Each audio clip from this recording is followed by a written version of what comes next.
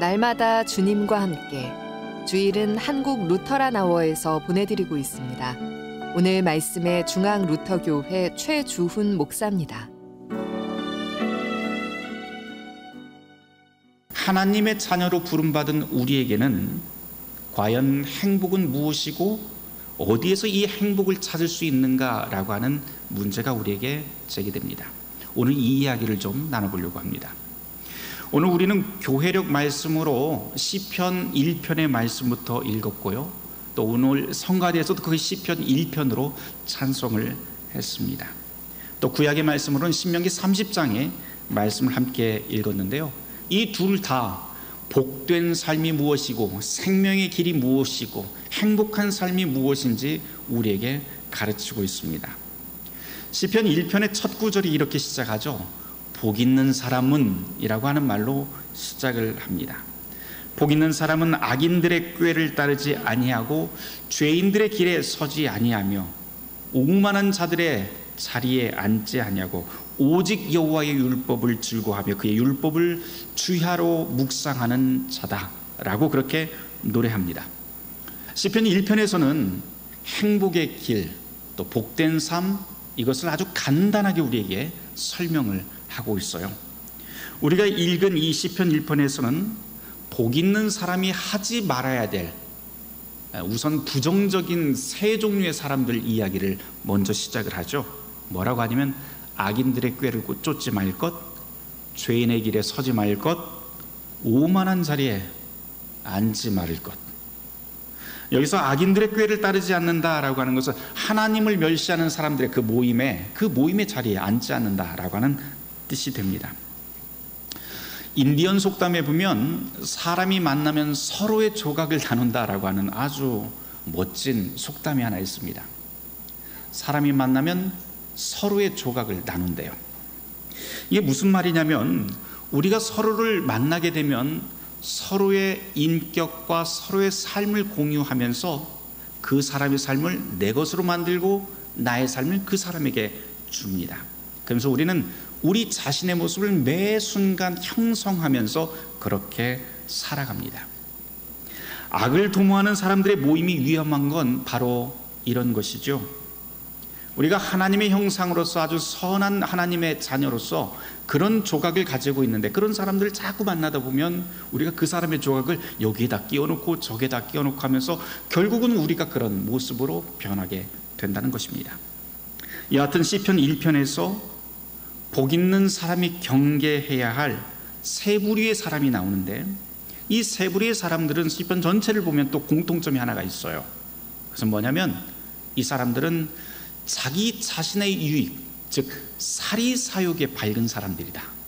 두 번째, 남의 불행을 공개적으로 또는 은밀히 기뻐하는 사람들이다.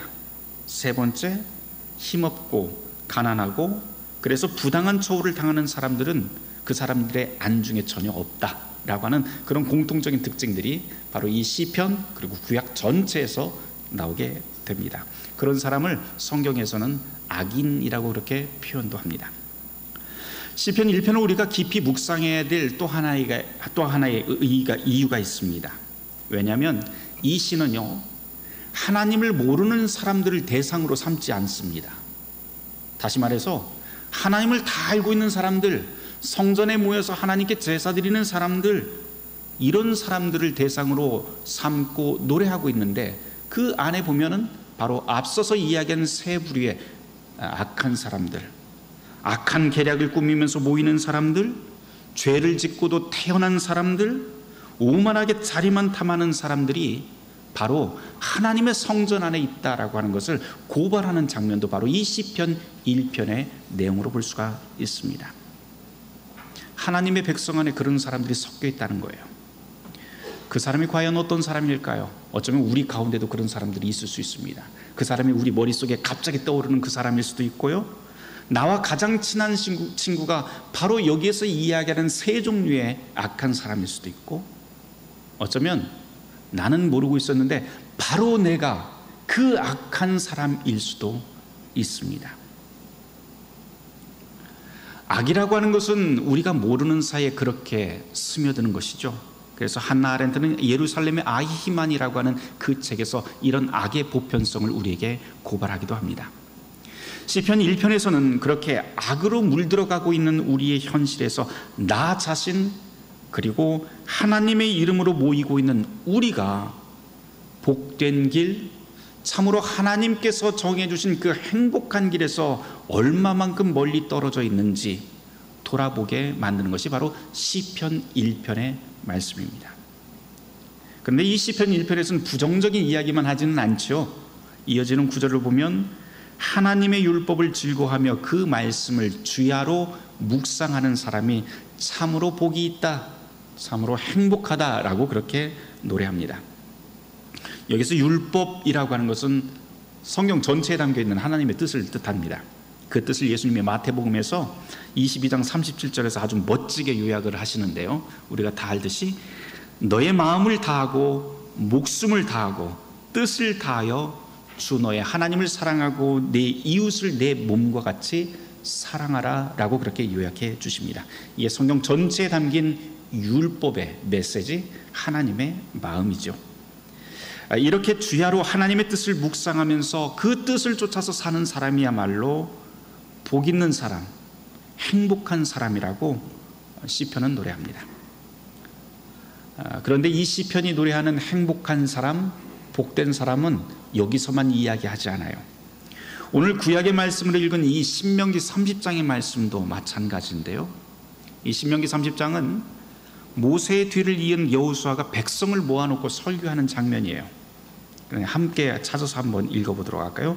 신명기 30장 15, 16절 말씀 두 절만 우리 찾아서 읽어보도록 하죠. 신명기 30장 15절 16절 말씀입니다. 같이 한 목소리 있습니다. 보라, 내가 오늘 생명과 복과 사망과 화를 내 앞에 두었나니 곧 내가 오늘 내게 명령하여 너의 하나님 여호와를 사랑하고 그 모든 길로 행하며 그의 명령과 규례와 법도를 지키라 하는 것이라. 그리하면 내가 생존하며 번성할 것이요 또 내 하나님 여호와께서 내가 가서 차지할 땅에서 내게 복을 주실 것입니다. 아멘. 신명기에서도 시편과 똑같이 하나님을 사랑하고 그 뜻대로 살 때 생명과 복이 임하고 그렇지 않으면 사망과 저주가 임한다라고 그렇게 선언합니다. 이렇게 신명기 그리고 시편 모두 다 행복과 저주의 삶, 악인과 의인의 삶을 단호하게 구분합니다. 그런데 여러분, 사람이 산다는 게 이렇게 단순하지는 않잖아요. 그렇죠? 어떤 분이 이렇게 저한테 반문할 수도 있을 것 같아요. 목사님, 행복과 저주, 생명과 죽음의 길을 그렇게 분명하게 나누고 사는 건 사실은 현실을 모르고 하는 말이죠. 살다 보면은요, 착한 사람이 나쁜 짓도 할 수 있고 정말 악독하고 나쁜 놈이 착한 일을 할 수도 있잖아요.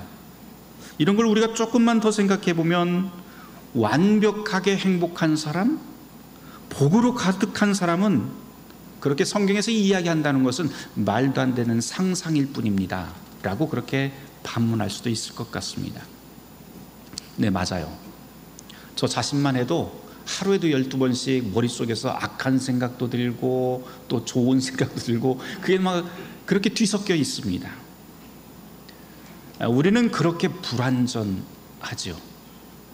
그래서 우리는 완벽하게 행복한 사람, 완벽하게 행복한 사람이 도대체 어디 있을까라고 하면서 그 모델을 찾아서 이곳저곳을 기웃거립니다. TV에서, 책에서 또는 우리 이웃의 소문에서 그런 완벽한 사람, 참으로 행복한 사람을 찾아서 매일매일 기웃거립니다.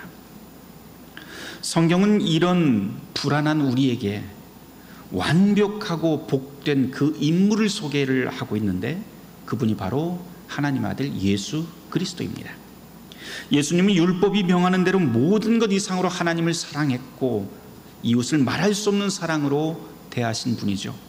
그분은 모두가 꺼리며 저주하던 나병 환자, 귀신 들린 사람, 그리고 각종 불치병에 시달리는 사람들을 치유하면서 사랑으로 대해주셨습니다.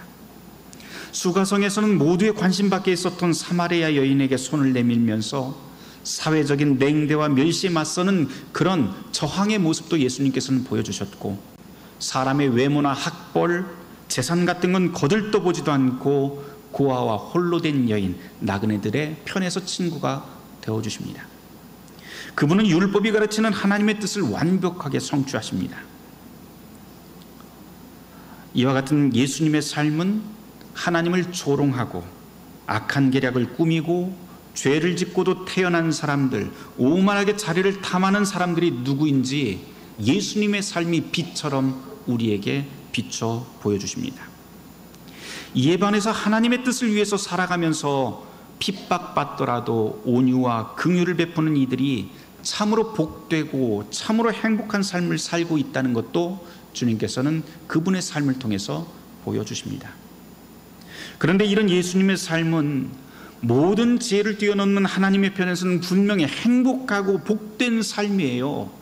그런데 하나님 편에서는 이렇게 복되고 행복한 삶일진 모르지겠지만, 세상의 눈으로 보면 예수님의 그 삶의 모습은 우매하고 바보 같은 삶의 연속일 수밖에 없습니다. 그래서 예수님의 마지막 여정이었던 예루살렘과 그 해굴 언덕에서 사람들은 그분을 매질하고 가시면류관을 씌우고 십자가에 매달아서 제비뽑기하며 조롱했던 것이죠. 이것이 하나님을 향한 세상의 반응입니다. 그러나 또한 분명한 것은 주님이 가신 그 길이 복 있는 사람의 길, 참으로 행복한 길이라고 하는 이 진리를 예수님은 십자가의 죽음과 부활을 통해서 우리에게 보여주셨다는 사실입니다. 이제 오늘의 복음서 말씀인 누가복음 14장 말씀을 좀 짧게라도 다룰 때가 된 것 같습니다. 수많은 사람들이 예수님을 따라옵니다. 그때 예수님이 가던 길을 딱 멈추더니 돌아서서 사람들을 향해서 이렇게 말씀하세요. 무릇 내게 오는 자가 자기 부모와 처자와 형제와 자매와 더욱이 자기 목숨까지 미워하지 않으면 능히 내 제자가 되지 못하고, 누구든지 자기 십자가를 지고 나를 따르지 않는 자도 능히 내 제자가 되지 못하리라 라고 말씀합니다. 예수님의 이 말씀을 자칫 우리가 오해하면요, 예수님께서는 예수님 따르려면 가족이고 형제고 다 버리라 라고 하는 말씀으로, 또는 반사회적이고 반가족적인 말씀으로 들을 수 있습니다. 하지만 예수님의 이 말씀은 여기서 끝나지 않죠. 그 뒷구절을 보면 더욱이 자기 목숨까지도 라고 하는 말씀도 나옵니다. 이게 참 중요한 것 같아요. 이 더욱이라고 하는 말씀이 참 의미가 있는데요, 예수님은 이미 마가복음 12장 31절에서 내 이웃을 내 몸과 같이 사랑하라 라고 말씀하셨고, 자기의 모친이었던 마리아를 십자가에서 달려 돌아가실 때 마리아를 그의 사랑하는 제자에게 맡길 정도로 그렇게 그의 가족들을 사랑하시던 분입니다. 그런데 예수님께서 오늘 이 말씀을 하시면서 가족 친척을 다 버리라 하면서 더욱이라고 하는 말로 덧붙이시는데요, 더욱이 자기 목숨까지도 버려라 또는 미워해라 라고 하는 말을 통해서 예수님은 반사회적인 이야기를 하려고 하는 것이 아니라, 반가족적인 단체를 만들려고 하는 것이 아니라, 예수님을 따르는 일, 그리고 제자의 길이 얼마나 심각한 것인지 진지하게 좀 고민 좀 해라 라고 하는 말씀이라고 하는 것을 우리가 알 수 있습니다. 여기서 예수님께서 미워하다라고 하는 말을 쓰는데요, 이 말은 분노하다, 열받는다 그런 뜻이 아닙니다. 원래 그 원어로 보면 덜 사랑한다 라고 그렇게 번역을 할 수가 있어요. 그래서 예수님께서는 형제, 자매, 부모, 아내, 그리고 자기 목숨까지 미워하라고 하는 이 말씀을 통해서 무슨 이야기를 하면, 삶의 우선순위가 무엇인지 제대로 견적 좀 내고 나를 따라라 라고 하는 말씀입니다. 예수님이 말씀하신 최고의 우선순위는 하나님의 뜻을 받들어 사는 삶이라고 할 수가 있겠죠. 이 말을 루터의 소규례 문답에 나오는 표현으로 바꾸면, 모든 것 이상으로 그리스도를 두려워하고 모든 것 이상으로 그리스도를 사랑하며 모든 것 이상으로 그리스도를 신뢰하라라고 하는 말씀으로 들립니다. 우리 삶의 최우선순위가 그리스도의 뜻에 두는 것입니다. 예수님은 이런 삶이 가장 복된 삶, 완벽하게 행복한 삶이라고 우리에게 가르칩니다. 예수를 따르는 삶이라고 하는 것이 십자가를 지고 죽는 삶이라서 어찌 보면 바보 같은 삶입니다. 하지만 주님은 이 길이야말로 참 길이요 진리요 생명이라고 자신 있게 우리에게 가르칩니다. 성경을 보면 예수님 시대에도 많은 사람들이 예수님 뒤를 따르면서 스스로 내가 제자다라고 칭했던 사람들이 많았어요.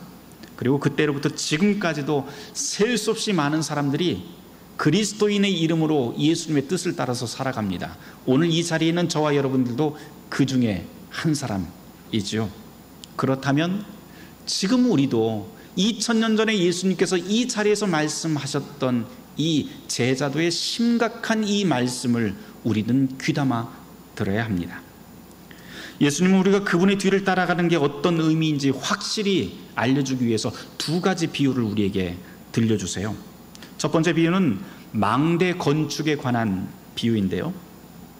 망대를 건축하려면 견적부터 세우고 시작해야지 라고 주님께서 말씀을 합니다. 견적도 안 나왔는데 괜히 지었다가 망신당하지 말고 처음부터 꼼꼼히 준비해야 한다라고 하는 말씀이죠. 예수님께서는 이 첫 번째 비유를 통해서 우리에게 어떤 일이 일어나도 끝까지 이 길을 갈 수 있는 것인지 스스로 답해야 된다라고 이렇게 반문하십니다. 고난과 질병이 와도 죽음 앞에 서게 되더라도 모든 것 이상으로 하나님을 두려워하며 사랑하며 신뢰할 수 있느냐라고 우리에게 답변을 요구하십니다. 이것이 주님이 우리에게 진지하게 묻는 첫 번째 제자도의 질문, 행복의 질문입니다. 두 번째 비유는 전쟁에 관한 것이죠. 전쟁이 일어나서 적군이 2만 명인데 아군은 10,000명밖에 되지 않아요. 그때 목숨을 다해서 나가서 싸울 것인지 아니면 화친을 청할 것인지 우리에게 묻습니다. 이 비유는 우리가 예수를 따르다가 만나게 될 영적 시련을 뜻합니다. 여러 가지 선택의 상황들이 우리에게 계속 벌어진다는 것이에요. 어떤 사람들이 이렇게 반문할 것 같아요. 예수 따라가는 길이 그렇게 위험하고 힘든 길인데 그런데도 그리스도인이 꼭 되어야만 하는 겁니까?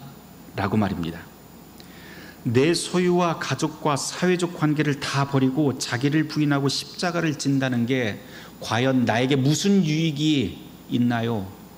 라고 물을 수 있습니다. 우리는 이런 질문이 참 곤혹스러워요. 그렇죠? 여러분들 가운데 누가 저한테 이런 말을 물어본다고 해도 굉장히 곤혹스러울 것 같습니다. 그런데 하나님의 대답은 예, 분명히 이 길이 가치 있고 복되며 참으로 행복한 길입니다 라고 하십니다. 하나님은 당신의 아들을 따르는 이들을 당신의 자녀로 삼으신다고 말씀을 하시죠. 그분은 우리를 미워하거나 원망하지 않고 오히려 우리가 하나님을 위해서 포기한 모든 것을 회복하고 돌려놓으시는 분입니다. 종교학자 마틴 루터의 찬송대로 내 주는 강한 성이요 친척과 재물과 명예와 생명을 다 빼앗긴다고 하더라도 주님의 진리와 약속은 살아서 영원히 그 모든 것을 새롭게 회복하며 돌려놓으실 것입니다. 이런 믿음으로 오늘의 말씀을 다시 묵상해 보길 바랍니다. 주님의 말씀은 우리의 삶을 힘겹게 만들려고 하는 그런 거친 말이 아니라 우리를 복 있는 삶, 완벽하게 행복한 삶으로 인도합니다. 그분은 모든 것 이상으로 우리와 가까이 있기를 바라시는 임마누엘의 주님이시죠. 이 사실을 굳게 믿고 깨달을 때 우리는 사도 바울처럼 모든 시련을 뛰어넘어 이렇게 말할 수 있을 것 같습니다. 빌립보서 4장 11절에서부터 13절 말씀을 제가 표준 세번역으로 여러분에게 한번 읽어드릴게요. 내가 궁핍해서 이렇게 말하는 것이 아닙니다. 나는 어떤 처지에서도 스스로 만족하는 법을 배웠습니다. 나는 비천하게 살 줄도 알고 풍족하게 살 줄도 압니다. 배부르거나 굶주리거나 풍족하거나 궁핍하거나 그 어떤 경우에도 적응할 수 있는 비결을 배웠습니다. 나에게 능력 주시는 분 안에서 나는 모든 것을 할 수 있기 때문입니다. 적어도 그리스도의 몸인 교회라면 이런 삶이 참으로 행복하고 가치 있다는 걸 교회 담장 너머로 보여주어야 되지 않을까요? 오늘 설교는 주보, 여러분들이 가지고 계신 주보의 맨 앞에 있는 그림 이야기로 맺는 게 좋을 것 같아요. 여러분들 그림 보이시죠? 이 그림은 종교개혁자 루터의 가장 친한 친구였던 루카스 크라나흐가 시작을 해서 아들인 루카스 크라나흐 주니어가 완성한 작품입니다. 1555년에 완성한 세 폭의 제단화가 있었는데요, 그 가운데 가장 중앙에 있었던 그림이에요. 일명 바이마르 제단화라고도 그렇게 알려지고 있습니다. 원래는 양편에 두 개의 날개의 그 화폭이 더 있는데요, 양쪽에는 이 그림을 그려달라고 의뢰했던 작센의 선제인 요한 프리드리히의 가족들이 다 무릎을 꿇고 십자가를 향해서 기도하고 있는 모습이 거기에 그려져 있습니다. 우리 주보에 담긴 그림을 잘 살펴보면 성경에 나와 있는 사건들을 이곳저곳에서 우리가 좀 숨그림처럼 찾아볼 수 있을 것 같아요. 예를 들어서 십자가 왼편에 어떤 사람이, 작은 사람이 벌거벗은 채 해골과 악마한테 쫓기고 있죠. 그대로 직진하면 어디로 가냐면 돌산 바위 틈에서 지금 불구덩이에 불이 막 치솟고 있는데 거기로 그냥 들어가는 거예요. 그 반대편을 보면 십계명을 든 사람들이 모여 있고요, 조금 더 오른편으로 가면 천막들이 쫙 쳐져 있는데 맨 앞에 보면 장대에 뱀이 하나 걸려 있는 게 보입니다. 무슨 이야기인지 여러분들 아실 거예요. 민수기 21장에 나와 있는 불뱀 사건을 이렇게 그려놓았습니다. 오른편 하늘에는 구름 사이로 천사가 보이고 그 밑엔 양과 목자들이 있어요. 예수님의 탄생 기사가 이렇게 표현되고 있습니다. 그리고 이제 앞쪽으로 오면 십자가에 달리신 예수님이 중앙에 있고 오른편에는 세 사람이 있습니다. 손을 들고 십자가의 예수를 가리키는 사람이 누구냐면 세례 요한이에요. 그리고 멋진 흰 수염을 기르고 기도손을 하고 있는 사람은 이 그림을 그리기 시작한 루카스 크라나흐이고요, 그리고 그 옆에 성경을 펼치고 손으로 가리키고 있는 사람은 종교개혁자 마틴 루터입니다. 그의 손이 성경을 이렇게 가리키고 있어요. 그것은 뭐냐면, 그리고 그의 시선이 십자가를 향해 있는데요, 그것은 성경의 모든 말씀이 십자가의 그리스도를 향하고 있다라고 하는 의미입니다. 그분을 따르는 길이 가장 복된 길이고 성경이 이를 가르친다라고 하는 의미가 이렇게 담겨 있습니다. 왼편으로 가보도록 하죠. 왼편에 투명한 십자가 깃발을 들고 마귀를 제압하는 사람은 부활하신 그리스도입니다. 또 이 그림에서 좀 특이한 게 있는데요, 이 그림을 이렇게 감상하다 보면 감상하는 저와 시선이 마주치는 두 명의 인물이 있습니다. 우선 첫 번째 인물은 마귀를 제압하고 있는 부활하신 그리스도가 우리 눈을 마주치고 있어요. 그래서 무언가를 묻고 있는 것 같아요. 그 질문이 무엇인지는 각자 이 그림을 감상하는 사람마다 조금 다를 것 같습니다.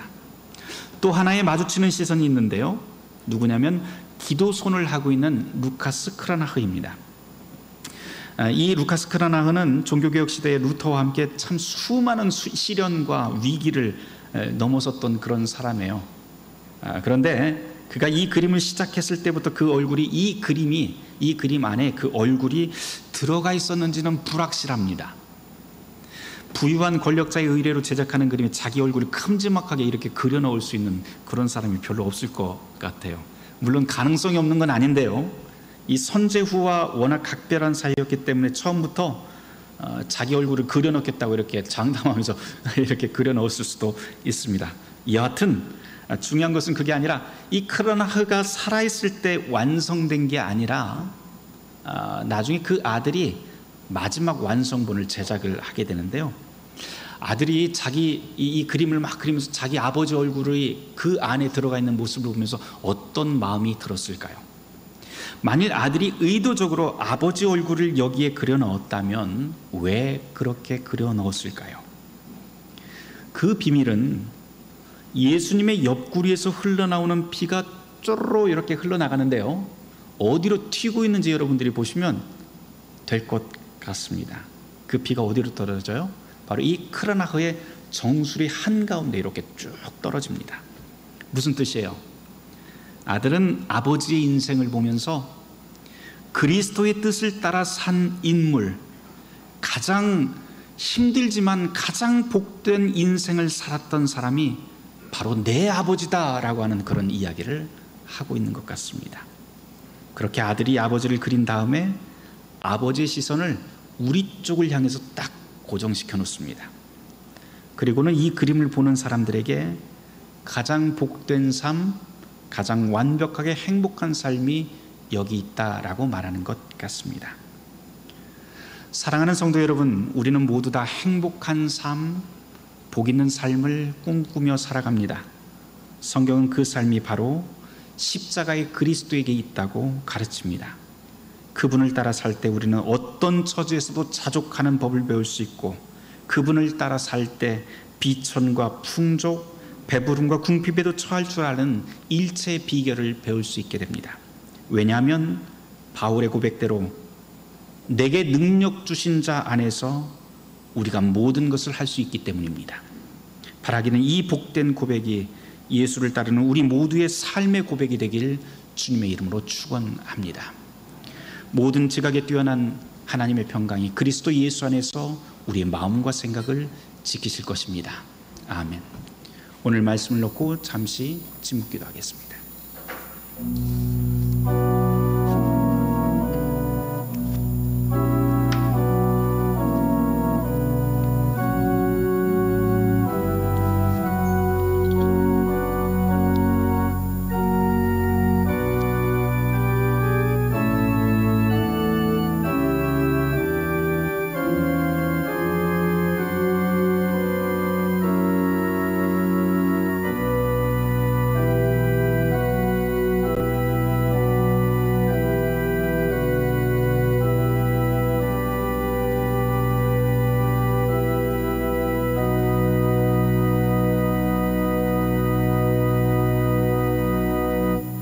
주님, 우리 모두가 복된 길, 하나님께서 정하신 참으로 행복한 길로 걷게 하여 주시옵소서.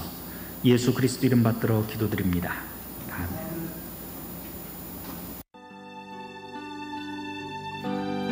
날마다 주님과 함께, 오늘 말씀의 중앙루터교회 최주훈 목사였습니다. 주일 순서는 한국 루터란 아워에서 보내드렸습니다.